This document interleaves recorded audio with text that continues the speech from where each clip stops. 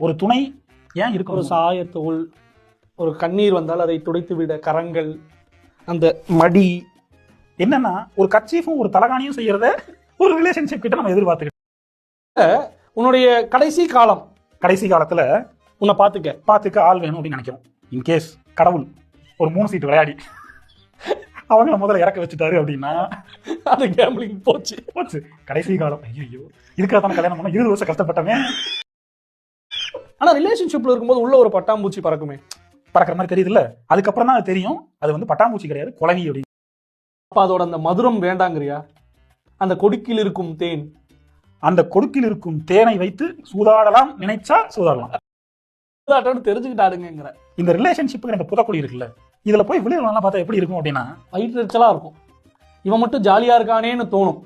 ஒருவேளை அந்த பெண் நம்ம கண்ணுக்கு அழகா தெரியுறா அப்படின்னா அது நான் இருந்திருக்க வேண்டிய இடம் அப்படின்னு தோணும்.